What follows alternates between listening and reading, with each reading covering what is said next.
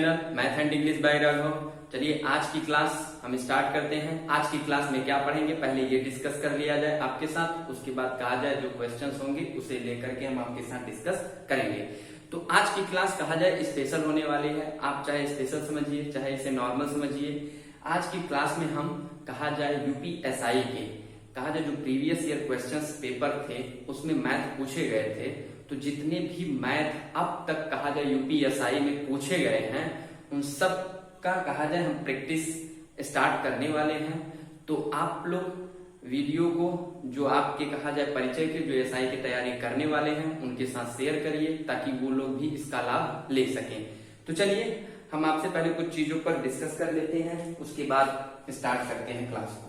कहा जाए यूपीएसआई में हम प्रीवियस ईयर पेपर लेके आ रहे हैं, यानी कह सकते हैं आप कह सकते हैं सॉल्व पेपर, सॉल्व पेपर यानी जितने भी अब तक के कहा जाए जो पेपर आप एसआई में पूछे गए हैं पेपर कहा जाए प्रीवियस पेपर यानी अब तक के जितने भी बने हुए हैं यूपीएसआई में उसमें मैथ पूछे गए हैं। तो हम कहा जाए ये प्रैक्टिस की क्लास होगी आपकी प्रैक्टिस, इसमें हम मैथ की प्रैक्टिस करेंगे वो भी यूपीएसआई के। तो कहा जाए इसमें कब से कब तक के लेकर पेपर की प्रैक्टिस करेंगे ये भी आप जान लीजिए। 1991 1991 ही है भाई, हाँ 1991 से जितने भी कहा जाए मैथ के क्वेश्चंस पूछे गए हैं अब तक यानी 2070 तक उस सब क्वेश्चंस की प्रैक्टिस इस क्लास में किया जाएगा। तो आप लोग ध्यान से चीजों को देखिएगा, ध्यान से समझिएगा। अभी तक जो हमने चैप्टर पढ़ा है या हमने जो चैप्टर अभी तक कहा जाए आपके साथ डिस्कस किया है, जो क्वेश्चंस डिस्कस किए हैं आपको कहा जाए उस टाइप के क्वेश्चंस इस प्रीवियस ईयर पेपर में देखने को मिलेंगे। तो आप लोग भी ध्यान से चीजों को देखिएगा, ध्यान से समझिएगा। तो आपको वीडियो उम्मीद करता हूं अच्छे लगेंगे, क्योंकि कहा जाए इसमें थोड़ा सा हम क्वेश्चंस को फास्ट तरीके से सॉल्व करेंगे। कहा जाए जो एक रन एंड फास्ट मेथड होता है क्वेश्चंस को सॉल्व करने का उसे हम अप्लाई करेंगे। तो आप लोग समझिए और देखिए। तो चलिए स्टार्ट करते हैं। पहला क्वेश्चन लेते हैं, नॉर्मल सा क्वेश्चन है क्योंकि 1991 में कहा जाए जो मैथ के क्वेश्चन होते थे वो नॉर्मल होते थे, थोड़ा सा उनका लेवल अब जाकर के कहा जाए स्टैंडर्ड हो गया है। तो कोई दिक्कत नहीं है, डरने की बात नहीं है, क्योंकि मैथ तो आप लोग जानते ही हैं क्योंकि आपने कुछ चीजों को पढ़ ही रखा है। तो चलिए आइए स्टार्ट करते हैं और क्वेश्चंस देखते हैं। ये कहा जाए हम इसका सीक्वेंस सीरीज तब आगे बढ़ाएंगे। आप लोग पहले इसे देख लीजिएगा, समझ लीजिएगा, अच्छा लगेगा तो कमेंट्स करिएगा, तभी से कहा जाए ये क्लास आगे बढ़ पाएगा जो previous year practice question paper है। तो चलिए आइए स्टार्ट किया जाए और क्वेश्चंस पे चलते हैं, क्वेश्चन को देखते हैं और समझते हैं कैसा क्वेश्चन प्रीवियस ईयर में पूछा गया था। तो ये क्वेश्चन पेपर जो आज का होगा वो होगा 1991, और भी क्योंकि 1991 में उतना ज्यादा मैथ के क्वेश्चंस नहीं आते थे। तो चलिए देखते हैं और हम उसे समझते हैं। तो आइए स्टार्ट किया जाए। चलिए आइए पहला क्वेश्चन देखते हैं कि यूपीएसआई 1991 में जो क्वेश्चन पूछा गया था उसका लेवल क्या था।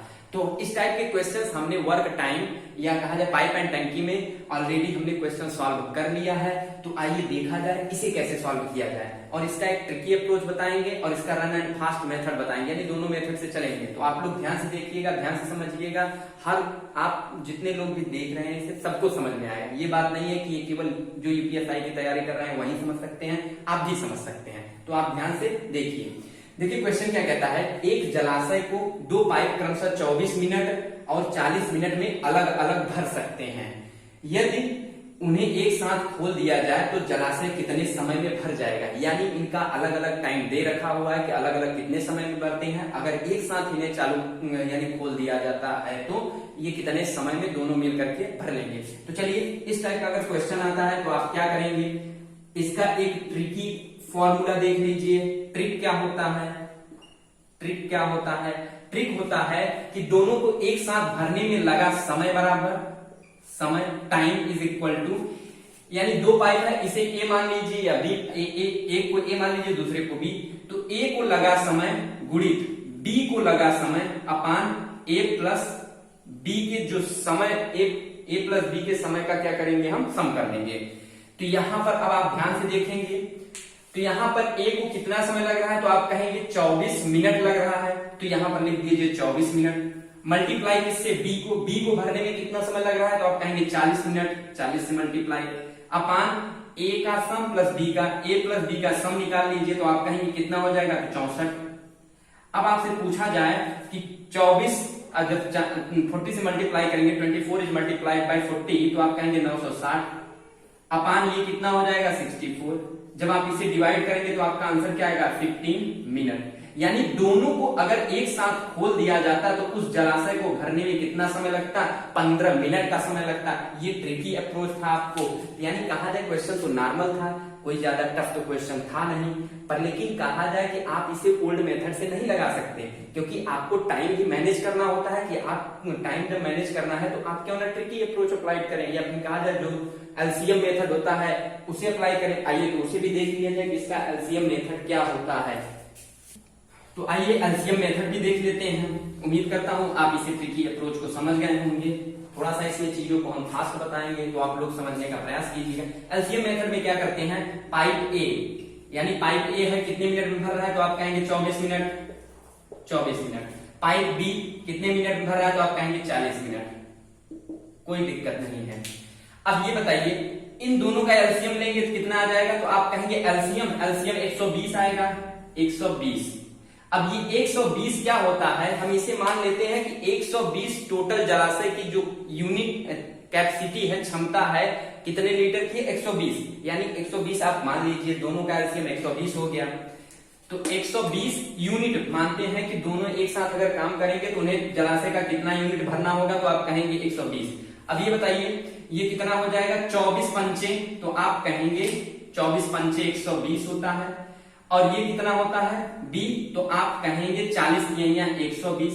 यानी अब यहां पर समझने वाली बात क्या है कि अगर जो पाइप ए है 5 मिनट पर मिनट के हिसाब से 5 मिनट पर मिनट के हिसाब से 5 मिनट पर मिनट के हिसाब से करेगा तो वो कितने समय में भर लेगा, 24 मिनट में, क्योंकि 24 पंचे 120 यानी टोटल 120 यूनिट है, 120 यूनिट को 24 मिनट भरेगा। और इसी तरीके से बी क्या करेगा, अगर 3 यूनिट पर मिनट के हिसाब से 3 यूनिट पर मिनट के हिसाब से अगर भरेगा तो कितने समय में भर ले जाएगा, 40 मिनट में, क्योंकि 40 में या 120। इसी तरीके से ये 5 क्या करेगा, 5 यूनिट पर मिनट के हिसाब से 24 मिनट में। अब आप करेंगे कि ए प्लस बी के द्वारा कितना यूनिट भरा जा रहा है, तो आप कहेंगे 1 मिनट में, तो ये ए कितना भर रहा है 5 यूनिट और बी कितना भर रहा है 3 यूनिट, यानी 1 मिनट में ए प्लस बी के द्वारा भरा गया भाग कितना हो जाएगा, तो आप कहेंगे 5 और 3 8 यूनिट ये दोनों मिल करके भर रहे हैं, कितना 8 यूनिट मान लीजिए। तो ये बताइए 120 यूनिट भरने में कितना लगेगा, तो इसी से क्या करेंगे, इन दोनों को भरने में लगे समय से क्या करेंगे, डिवाइड कर देंगे, तो आप कहेंगे कितना हो जाएगा, यानी 15 मिनट। 15 मिनट दोनों एक साथ अगर स्टार्ट कर दिए जाए, दोनों पाइप को अगर एक साथ चालू कर दिया जाए तो उन्हें भरने में कितने लगेंगे, 15 मिनट। यही आपका आंसर है। तो कहा जाए क्वेश्चन नॉर्मल होते हैं, बशर्ते क्या होता है कि आपका कॉन्सेप्ट कितना तगड़ा है या कितना क्लियर है, ये मायने रखता है। चलिए नेक्स्ट क्वेश्चन लेते हैं और उसे भी देखते हैं। चलिए क्वेश्चन नंबर 2 आपका कहा जाए ये सर्कल से क्वेश्चन है, तो आसान सा क्वेश्चन है। 1991 में क्वेश्चन का लेवल वो भी क्या सकता था, नॉर्मल सा। तो चलिए देखते हैं इसे कैसे किया जाता है। ये सब लोग कर ले जाएंगे, कोई दिक्कत नहीं है। जब क्वेश्चन डिस्कस कर रहे हैं तो कहा जाए जो नॉर्मल है उन्हें भी डिस्कस करेंगे, जो थोड़ा सा टफ है उन्हें भी डिस्कस करेंगे, क्योंकि क्वेश्चन ये मायने नहीं रखता कि आप क्वेश्चन सॉल्व, प्रैक्टिस होनी चाहिए आपकी। तो प्रैक्टिस, इसीलिए सब क्वेश्चंस को हम लोग देखेंगे और समझेंगे कि अब तक पूछे क्या गए हैं, कम से कम आपको भी तो पता चले। तो यहाँ पर देखें आपने क्या क्वेश्चन क्या कहता है, एक वृत्त का क्षेत्रफल 154 वर्ग सेमी है तो उसकी त्रिज्या क्या होगी। रेडियस आपसे पूछ रखा हुआ है, कोई दिक्कत नहीं है। आप जानते हैं वृत्त का क्षेत्रफल, यानी आपसे अगर पूछा जाए एरिया ऑफ सर्कल, तो आप क्या करेंगे, area of circle, area of circle आपसे पूछा जाए तो क्या हो जाएगा, आप कहेंगे पाई आर स्क्वायर, और यही पाई आर स्क्वायर एरिया कितना हो जाएगा, पाई आर स्क्वायर, और यही आपका दे रखा हुआ है 1 से 54 पाई की वैल्यू आप जानते हैं कितना होता है, पाई की वैल्यू 22/7, तो यहां रख दीजिए, पाई की जगह क्या रखेंगे 22/7। और आपसे पूछा गया क्या है, आर स्क्वायर, कोई दिक्कत नहीं। आपसे अगर कहा जाए तो 22 सत्ते 22 सत्ते 154। तो आपसे अगर आर स्क्वायर पूछा जाए तो कितना हो जाएगा 49। अब आपसे आर पूछा जाए तो कितना हो जाएगा, तो आप r is equal to square root ले लेंगे तो आप कहेंगे 7 सेंटीमीटर। तो ये रहा आपका क्या आंसर। आसान था क्वेश्चन, कोई दिक्कत नहीं है। आप लोग समझते रहिए, क्वेश्चन की प्रैक्टिस करते रहिए। तो नेक्स्ट क्वेश्चन लेते हैं, उसे समझते हैं। चलिए क्वेश्चन नंबर 3 देख करके कुछ लोगों को हंसी आएगी। कहा जाए ये इतना नॉर्मल क्वेश्चन है कि कुछ पूछिए मत। यानी अब ये देख लीजिए, आप एनालिसिस कर लीजिए कि पहले किस टाइप के क्वेश्चन पूछते थे और अब के क्वेश्चन में क्या डिफरेंस है। तो आपको किस लेवल की तैयारी करनी है ये आप ये क्वेश्चन देख करके समझ सकते हैं। तो चलिए क्वेश्चन पढ़ा जाए और समझा जाए। और कोई बात नहीं भाई, नॉर्मल है पर लेकिन क्वेश्चन तो है, तो इसे भी सॉल्व किया जाए। और कोई भी क्वेश्चन को नॉर्मल नहीं समझना चाहिए, ये अलग बात है। क्योंकि भाई किसी क्वेश्चन को देख करके कहा जाए सब अपने आप में ठीक ही होते हैं, कोई दिक्कत नहीं। अपने अपने समय में कहा जाए, ये भी एक कहा जाए क्वेश्चन जो था महारथी क्वेश्चन था, तो कोई दिक्कत नहीं है। एक व्यक्ति अपनी आय का 80% खर्च करता है और शेष बचाता है, वह अपनी आय का कितने प्रतिशत बचत करता है। चलिए आप क्या करेंगे, कुछ नहीं करना था, आय कितना मान लेते हैं 100। अरे भैया खर्च उसका कितना कर रहा है 100% का 100% उसका हमने क्या मान लिया इनकम, 80% खर्च कर दिया। तो ये बताइए भैया उसने सेव कितना किया, तो आप कहेंगे 20%। तो यही 20% आपसे पूछा गया था, यही आपका आंसर है। तो चलिए आइए नेक्स्ट क्वेश्चन देखा जाए, नेक्स्ट क्वेश्चन को समझा जाए। आइए क्वेश्चन नंबर 4 देखते हैं। क्वेश्चन नंबर 4 कहा जाए आपका एज से रिलेटेड क्वेश्चन था और क्वेश्चन सिंपल था, केवल बात को समझने की जरूरत थी। क्या कहता है क्वेश्चन, 5 वर्ष पहले योगेश की आय उमेश की आयु की 1/, यानी 1/3 थी। वर्तमान में योगेश की आयु 17 वर्ष है, तो उमेश की आयु क्या है। तो उमेश की आयु हमें बतानी थी। ये बताइए, अब आप यहां पे देखें तो वर्तमान में उमेश की आयु वर्तमान में जो है योगेश की आयु कितनी है, योगेश की वर्तमान आयु कितनी है, तो आप कहेंगे 17 वर्ष। अच्छा, अब आपसे पूछा जाए कि 5 वर्ष पहले योगेश कितने का था, 5 वर्ष पहले, तो आप क्या करें 5 वर्ष पीछे चले जाएं। तो 5 वर्ष पहले ये कितना का था, अगर आज वो 17 वर्ष का है तो 5 वर्ष पहले ये कितना का था, 12 का था। तो यहां पर आप देखें, यहां पर आप क्या करेंगे कि 5 वर्ष पहले योगेश कितने वर्ष का था, तो आप कहेंगे 12, क्योंकि 17 में से 5 माइनस करेंगे तो 12 वर्ष था 5 वर्ष पहले। और 5 वर्ष पहले का हमें कहा जाए योगेश और उमेश की आयु में रिलेशन दे रखा हुआ है। अब क्या दिया हुआ है कि 5 वर्ष पहले योगेश की आयु उमेश की आयु की कितनी थी, 1/3 थी। तो इसे आप ऐसे लिख लीजिए, यानी योगेश की जो आयु थी कब, 5 वर्ष पहले, ये 5 वर्ष पहले का है भाई, 5 वर्ष पहले योगेश की आयु is equal to 1/3 of Umesh की आयु, उमेश की आयु। आप लोग इसे ध्यान से देख लीजिए और समझ लीजिए। अब ये बताइए योगेश की आयु 5 वर्ष पहले कितनी थी, 12, तो यहां पर हम लिख देंगे 12 is equal to 1/3 of Umesh की आयु, उमेश की आयु। अब ये बताइए 5 वर्ष पहले उमेश की आयु कितनी हो जाएगी, तो आप कहेंगे 36, यानी 5 वर्ष पहले, नीचे लिख रहा है 5 वर्ष पहले उमेश की आयु कितनी थी, तो उमेश कितने का था 5 वर्ष पहले, बाद में 36, यानी 36 ईयर का, इतना आ गया। अब ये बताइए 5 वर्ष पहले जब ये 36 का था 5 वर्ष पहले, तो 5 वर्ष पहले से अब के समय पर आने के लिए इसकी आयु कितनी हो जाएगी, तो आप कहेंगे 36 + 5 यानी 41 वर्ष। तो जो उसकी वर्तमान यानी वर्तमान समय की आयु कितनी है, 41 वर्ष। तो ये तो हमने समझाने के लिए लिख दिया, वरना आप इसे क्या करते, अगर आपकी समझ अच्छी होती तो आप इसे मौखिक करने जाते। तो इस टाइप के क्वेश्चंस की आप प्रैक्टिस करिए, क्योंकि इस टाइप के क्वेश्चन को जो कहा जाए यूपीएसआई के जो अब एग्जाम आने वाले हैं उसमें देखने को मिल सकते हैं। तो चलिए नेक्स्ट लिया जाए, नेक्स्ट को समझा जाए। चलिए क्वेश्चन नंबर जो 5 है वो आपका रेल और पुल से रिलेटेड क्वेश्चन है, तो देखिए और इसे समझिए।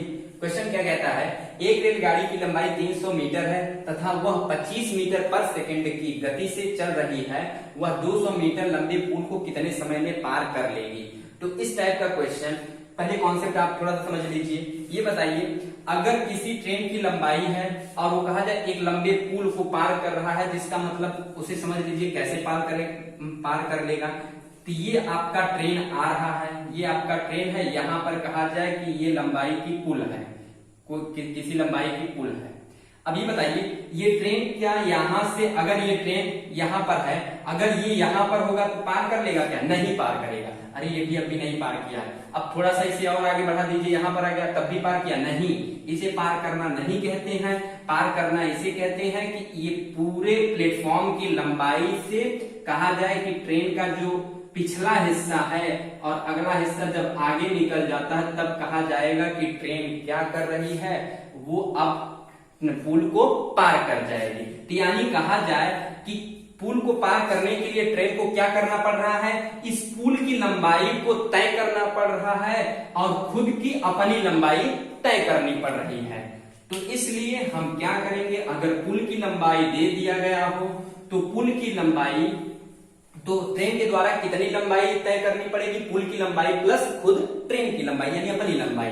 तो यहां पर देखिए, तो जो समय बराबर होता है आपका, समय बराबर आप जानते हैं दूरी बटा चाल, यही होता है।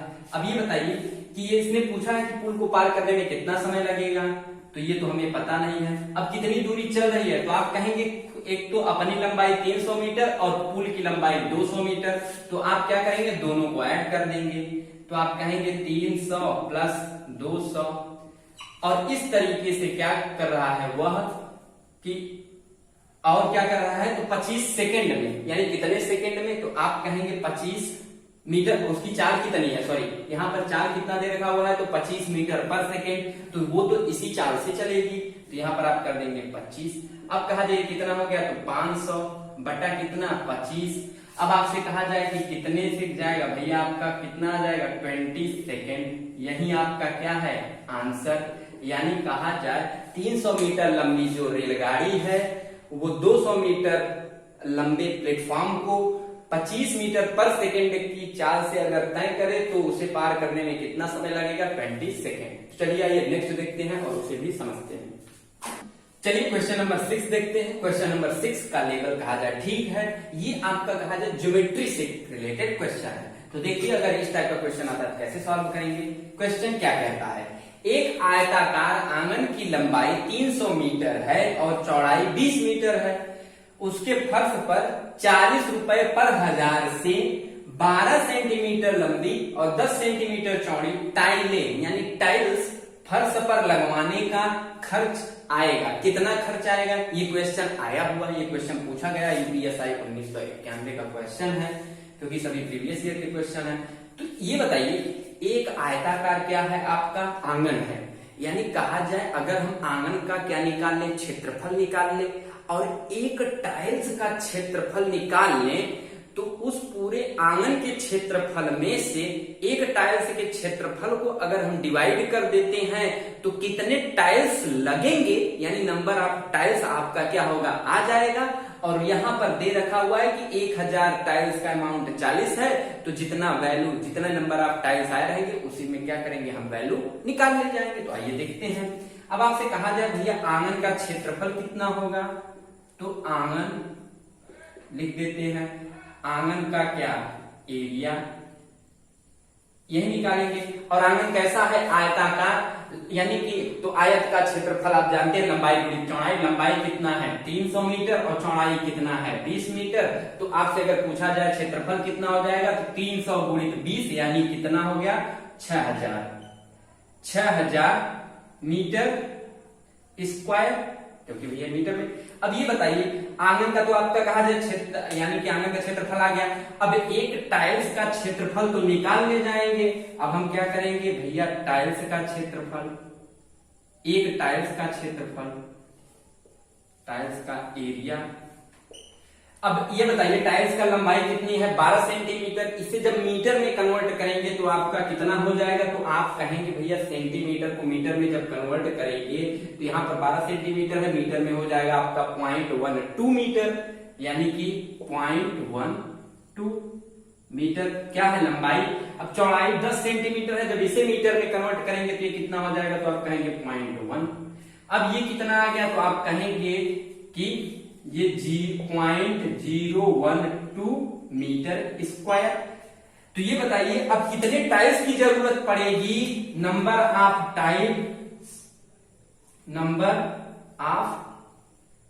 टाइल्स। तो आप क्या करेंगे, टोटल एरिया आंगन के क्षेत्रफल यानी 6000 में से एक टाइल्स का जो क्षेत्रफल है उसे क्या करेंगे, डिवाइड कर देंगे। तो आप जब डिवाइड करेंगे तो आपका कितना आ जाएगा, आप कहेंगे कि भैया हम 3 जीरो यहाँ पर क्या करते हैं, चिपका देते हैं या लगा देते हैं, भैया जो आप करना हो कर दीजिए। अब इसे क्या कर देंगे, इसे कहेंगे भैया ये 12 हो जाएगा। अब आप इसे कट कर दिए करने पर कितना आएगा, कहेंगे आप 12 पंचे 60 यानी 5 1 2 3 यानी आप कहेंगे कितना टाइल्स लगेगा, तो आपने देखा कि 5 लाख टाइल्स की जरूरत होगी, 5 लाख टाइल्स की जरूरत होगी और 1000 टाइल्स की कीमत कितनी है, 40 रुपए। अब आप कहेंगे कि 1000 टाइल्स के लिए कितना खर्च आ रहा है, 40 रुपए। तो ये बताइए 5 लाख टाइल्स के लिए कितना खर्च आएगा, आप इसे निकाल ले जाएंगे। आप कहेंगे 5 लाख 40 बटा 1000 गुणित कितना, 5 लाख। क्यों आप यही तो करेंगे, आप कहेंगे 1 जीरो से 0 हटा देते हैं, इसका 2 जीरो इसे भी हटा देते हैं और यहां पर आपने कहा कि 2 जीरो हटा दीजिए। अब आपका कितना आएगा, 5 चौके 20। आपने देखा कि कितना आ गया आपका, तो आपने देखा कि आपका 20,000 रुपए टोटल क्या होगा, खर्च होगा टाइल्स को लगवाने में। यही आपका आंसर है। आप लोग ध्यान से क्वेश्चन को देख लीजिए और सोल्यूशन को समझ लीजिए, आसान था। तो नेक्स्ट लेते हैं, उसे भी समझते हैं। चलिए ये आपका क्वेश्चन नंबर 7। ये कहा जाए क्वेश्चन आसान है, लेकिन कहा जाए उलझाने के लिए थोड़ा सा इसमें क्या है कि और भी चीजों को दे दिया गया है। अब क्या चीजें दी हैं यही हमें क्वेश्चन पढ़ करके समझना है और क्या निकालना है ये भी समझना है। तो चलिए 1 से 100 तक के मध्य कितनी राशियां यानी नंबर जो 8 से पूर्णतः विभाजित की जा सके तथा उन राशियों का एक अंक क्या हो, 8 हो। यानी हमें वो नंबर बताना है जिसका एक अंक क्या हो, 8 हो और वो क्या हो, 8 से विभाजित भी हो। तो आइए देखते हैं इसे कैसे सॉल्व करेंगे। तो कुछ नहीं करना था, पहले तो हम शुरुआत करते हैं 1 से लेकर 100 के बीच में कितनी ऐसी संख्याएं हैं जो 8 से विभाजित होंगी, ये हमें निकालना है। तो आपसे कहा जाए 1 से लेकर के 100 तक कुल ऐसे कितने नंबर हैं जो कि 8 से विभाजित हैं। तो आइए निकालते हैं। अब आपसे कहा जाए कितने ऐसे नंबर होंगे, तो आप कहेंगे शुरुआत कहां से करनी होगी हमें, 8 से, क्योंकि 7 तो डिवाइड नहीं होगा, 6 डिवाइड नहीं होगा, 5 डिवाइड नहीं होगा, 3 डिवाइड नहीं होगा, तो 8 से डिवाइड होगा। तो 8 से स्टार्ट करते हैं। तो आप कहेंगे कि पहला तो 8 है। अब 8 का टेबल आप पढ़ते चले जाइए। कहा जाए टेबल उतना पढ़िए कि क्या हो कि जो 100 से ज्यादा न हो। तो आप चलिए साथ में चलते हैं। तो आप कहेंगे 8 है, 8 दूनी 16 है, जो 8 से विभाजित है। पहले ऐसे नंबर को निकाल रहे हैं। 8 दूनी 16, 24, 8 चौक 32, 8 पंचे 40, 48, 8 सते 56, 8 अट्ठाई 64, 8 अट्ठाई 64, 8 नवा 72, 8 दहा में 80 और 8 निग्रहयम 88 और 8 बरहयम कितना होता है, 96। अब आगे आप जाएंगे तो वो क्या होगा, 100 से ज्यादा हो जाएगा। हमें लेना है 1 से लेकर 100 के बीच में 8 से विभाजित संख्याएं कौन कौन सी हैं। तो आपने देखा ये आपका आ गया। तो कितनी संख्याएं, 1 2 3 4 5 यानी कुल मिलाकर के 12 संख्याएं हैं। 12 ही तो है। अभी हमने कुछ नहीं लिखा, क्या कुछ और छूटा तो नहीं। 8 के 8 24 32 40 48 56 64 72 यानी कुल मिलाकर 12 संख्याएं हैं। अब ये बताइए कि इसमें से अब कौन सी ऐसे कहा जाए कौन वो नंबर है जिनमें कम से कम एक अंक क्या है 8 है। तो आप कहेंगे एक तो हमारा 8 है, इसमें तो 8 तो है नहीं, इसमें 8 है नहीं, इसमें भी 8 नहीं है, इसमें भी 8 नहीं, इसमें 8 है। तो आपका पहला ये हो गया।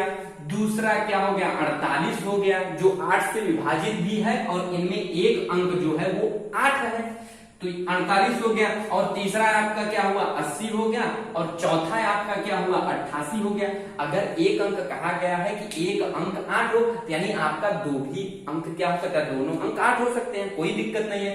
तो अभी बताइए कितने ऐसे नंबर हैं जो कि 8 से विभाजित हैं और उनमें कम से कम एक अंक क्या है 8 है। तो आप कहेंगे 1 2 यानी 8 है आपका, और क्या है 48 है आपका, क्या है 80 है और आपका क्या है 88 है। तो ये कितने नंबर हो गए टोटल, यानी 4 नंबर ऐसे हैं जिनके कहा जाए एक अंक क्या है आपका 8 है और 8 से विभाजित है। यही आपका क्या है आंसर, यही आंसर आपको टिक करना था। तो चलिए नेक्स्ट लेते हैं, उसे भी समझते हैं। चलिए आइए क्वेश्चन नंबर 8 देखते हैं। अभी तक जो हमने क्वेश्चन नंबर 7 तक जो हमने क्वेश्चंस किए वो कहा जाए 1991 के क्वेश्चंस थे, केवल कहा जाए 7 ही क्वेश्चंस पूछे गए थे। अब ये जो क्वेश्चन है ये 2001 का है, यानी कह सकते हैं आप कहेंगे इतना इंटरवल क्यों, यानी इतना गैप कैसे हो गया। तो गैप इसलिए हो गया कि शायद बीच में जो एग्जाम्स हुए भी थे उनमें कहा जाए मैथ के क्वेश्चंस नहीं थे और कहा जाए एक लंबे समय के बाद कहा जाए वैकेंसी भी आई थी, इसीलिए ज्यादा क्वेश्चन हुए नहीं। तो उसके बाद 2001 से स्टार्ट कर रहे हैं मैथ के क्वेश्चंस, क्योंकि यहीं से स्टार्ट ही हो रहा है मैथ का क्वेश्चन। तो आइए क्वेश्चन देखते हैं। ये क्वेश्चन क्या कहता है, यदि 2 से प्रारंभ हो करके, यानी 2 से प्रारंभ हो करके 41 तक वे सभी संख्याएं जो 3 से पूर्णतः विभाजित हो जाएं तथा वे अवरोही क्रम में आयोजित की जाए तो ऊपर से आठवीं संख्या क्या है। यहां पर संख्या होना चाहिए, ऊपर से 8वीं संख्या, यानी यहां पर संख्या कर दीजिए। आपसे संख्या पूछा गया है तो ये बताइए 2 से प्रारंभ करेंगे तो 2 तो कहा जाए 3 से पूर्णतः विभाजित, तो परफेक्टली डिविजिबल तो है नहीं, तो यानी 2 छोड़ करके 3 से चलेंगे। तो आप पहले क्या करिए कि 2 से लेकर 41 तक वे संख्याएं वे नंबर लिख लीजिए जो कि क्या है पूर्णतः 3 से विभाजित हैं। तो चलिए लिखते हैं। आपसे अगर कहा जाए तो आप कहेंगे 3 दूनी 6 9, आप कहेंगे 12, आप कहेंगे 15, आप कहेंगे 18, आप कहेंगे 21, आप कहेंगे 24, आप कहेंगे 27, 9 3 27 और कहा जाए 30, आप उसके बाद 33 आपका आ जाएगा, आप 36 आ जाएगा और आपका क्या आ जाएगा 39। तो ये आपके ऐसे नंबर हैं जो कि कहा जाए 2 से लेकर 41 के बीच बिलोंग करते हैं और ये कहा जाए 3 से परफेक्टली डिविजिबल हैं। हमने लिख लिया। अब आप क्या करिए, अब यह क्या करेंगे आप, अब ये कह रहा है अवरोही क्रम में आयोजित की जाए तो ऊपर से 8वीं संख्या क्या होगी। अरे अवरोही क्रम में, अवरोही क्रम का मतलब क्या होता है कि बड़े से छोटे की ओर आप चले, यानी कहा जाए जहां से बड़े नंबर स्टार्ट हुए हैं वहां से चलते हुए छोटे नंबर की ओर तक हमें चलना है। हमारा सैर 3 तक है और कहा जाए कि ऐसा सैर आप करते हुए 8वीं संख्या पर रुक जाइएगा और जब आप रुक जाएंगे तो वहीं आपका क्या होगा नंबर होगा जो कि कहा जाए आपका आंसर बनेगा। तो चलिए देखते हैं। आप कहेंगे कि क्या अवरोही क्रम में चलने के लिए हम इस डायरेक्शन में चलेंगे, इस डायरेक्शन में, तो आपको 8वीं संख्या तक पहुंचना है। तो आपने कहा 1 2 3 4 5 6 7 और 8। अब यहां पर आप रुक जाइए क्योंकि आपका आंसर कितना है 18 है। आपका आंसर ही क्या है 18 है। कुछ नहीं था क्वेश्चन में, आसान था, केवल कहा जाए हमें थोड़ा सा घुमाने के लिए, जिन्हें समझ में आता वो समझ ले जाते और कर ले जाते, क्योंकि क्वेश्चन सिंपल था, थोड़ा ट्विस्ट कर दिया गया था और कुछ नहीं। तो चलिए नेक्स्ट क्वेश्चन लेते हैं, उसे भी समझते हैं। चलिए क्वेश्चन नंबर 9 देखते हैं। ये भी क्वेश्चन आपका ज्योमेट्री का है, तो ज्योमेट्री कहा जाए, ये फार्मूले पर क्वेश्चन था। क्वेश्चन क्या कहता है, एक 8 सेमी लंबे और 6 सेमी चौड़े तथा 2 सेमी ऊंचे आयताकार डिब्बे में रखी जा सकने वाली अधिकतम लंबाई की पेंसिल की लंबाई क्या है। यानी अब ये कहने का मतलब आप ऐसे समझ लीजिए, आपका जो घर बनता है, अगर आपका घर आयताकार में बना हुआ है यानी रेक्टेंगल में, तो आप ये देखिए वो एक डिब्बा का कहा जाए, एज लाइक डिब्बे की तरह आप एज्यूम कर लीजिए। अब ये देखिए कि इस जो आपका घर है या कमरा जो आपका है आयताकार है, तो उसमें ये देखिए कितनी लंबाई की आप छड़ रख सकते हैं। आप ऐसे समझ लीजिए कितनी लंबाई की छड़ रख सकते हैं। तो आप देखेंगे कि जो है आपकी जो अधिकतम लंबाई की छड़ रखी जाएगी वो एक कोना कहा जाए आपके घर का ऊपरी, और दूसरा कोना वो जो होगा फर्श के नीचे का जो कोना होगा, उतनी लंबाई की छड़ आप रख सकते हैं। उससे ज्यादा लंबी छड़ तो आप रख ही नहीं सकते। तो चलिए आइए देखते हैं ये इसके लिए क्या जो फार्मूला होता है, और जो वो आप कहा जाए छड़ रखेंगे वो कहा जाए किस तरीके से रखेंगे। आप कहेंगे डायगोनल, यानी विकर्ण की पोजीशन में रखेंगे। तो चलिए आइए देखते हैं।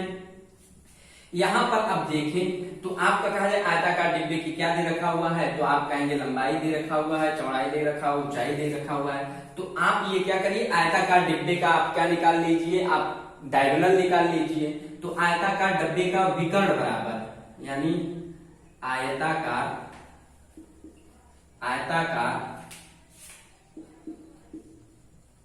डिब्बे का विकर्ण इज इक्वल टू क्या हो जाता है, ये फार्मूला है आपका लंबाई का स्क्वायर प्लस चौड़ाई का स्क्वायर प्लस ऊंचाई का स्क्वायर। यानी किसी भी, चाहे कमरा हो, चाहे डब्बा हो, चाहे कहा जाए आयताकार कुछ भी हो, उसमें जो रखी जाने वाली अधिकतम लंबाई की कोई चीज होगी वो इतनी ही कहा जाए लंबी रखी जाएगी। तो आइए देखते हैं। अब आप कहेंगे कि आपका लंबाई भी दे रखा हुआ है, लंबाई कितना दे रखा हुआ है 8, तो 8 का जब स्क्वायर करेंगे तो कितना हो जाएगा 64। इसी तरीके से 6 चौड़ाई तो 6 6 36। आपसे अगर कहा जाए आपकी ऊंचाई कितनी है, तो 2 2 2 4। आप जब इसे सम करेंगे तो आपका कितना आ जाएगा 104। अब जब आप इसका स्क्वायर रूट निकालेंगे तो ये 26 चौका कितना होता है 104। तो आपका कितना हो जाएगा 2√26। ये मीटर ये क्या है, यही आपकी क्या होगी, पेंसिल की लंबाई होगी। यानी उस आयताकार डिब्बे में आप कितनी मीटर लंबी पेंसिल रख सकते हैं, तो वो आपका आंसर है 2√26। यही आपका कहा जाए जो एग्जाम में पूछा गया क्वेश्चन था, आपका आंसर भी यही था। चलिए आइए नेक्स्ट देखते हैं। उम्मीद करता हूं आप चीजों को समझ रहे होंगे। तो नेक्स्ट क्वेश्चन लिया जाए और उसे भी समझा जाए। चलिए क्वेश्चन नंबर 10 देखते हैं, लास्ट क्वेश्चन है। तो ये कहा जाए क्वेश्चन आसान है, डायरेक्ट फॉर्मूले पर ये क्वेश्चन था। तो इसे कैसे सॉल्व किया जाए ये समझा जाए, पहले क्वेश्चन पढ़ लिया जाए। तो क्या कहता है क्वेश्चन, एक गोल मेज की परिधि का मतलब होता है आपका पेरीमीटर, दे रखा हुआ 88 मीटर है। इस मेज की सतह का क्षेत्रफल क्या होगा, आपसे एरिया पूछा गया है। तो आपको फार्मूला पता होगा, गोल मेज कैसा होता है, तो आप कहेंगे सर्कल के शेप में होता है, सर्कल के शेप में। तो आपको सर्कल का कहा जाए पेरीमीटर पता होना चाहिए और सर्कल का एरिया पता होना चाहिए, आप आंसर निकाल ले जाएंगे। तो आइए देखा जाए। तो यहां पर आपसे कहा जाए क्या दे रखा हुआ है, आप कहेंगे गोल मेज का यानी वृत्त का, क्योंकि वृत्ताकार ही तो होगा मेज, वृत्त की परिधि। फार्मूला लिख दे रहे हैं ताकि आप लोग रिवाइज भी कर ले जाएं। परिधि बराबर क्या होता है, आप कहेंगे 2πr।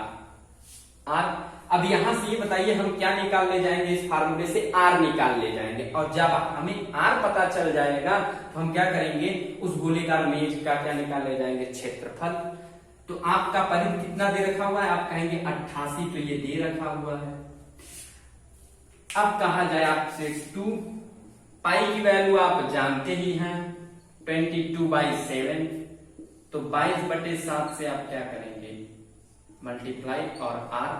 अब आपसे कहा जाए आप तो अब r निकाल ले जाएंगे, हाँ निकाल ले जाएंगे। 22 चौका 88, r की वैल्यू कितनी हो जाएगी, अब आप 2 से भी इसे कट कर दीजिए। आप कहेंगे r की वैल्यू आपका जो है वो कितना आ गया, 14 क्या मीटर आ गया।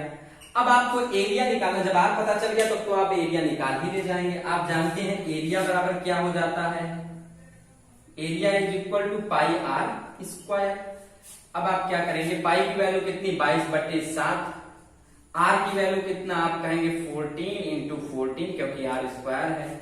आप कहेंगे इसे कट कर दीजिए, आपका कितना आ जाएगा 22 इज मल्टीप्लाइड बाई 28। आप जब मल्टीप्लाई करेंगे तो ये कितना आ जाएगा 28 दूना 56, 28 दूना 56 यानी कहा जाए 616 मीटर स्क्वायर। तो यानी जो आपका कहा जाए मेज का जो क्षेत्रफल होगा वो कितना होगा 616 मीटर स्क्वायर क्षेत्रफल होगा आपके गोल मेज का। तो यही आपका क्या है आंसर है, यही केवल करना था।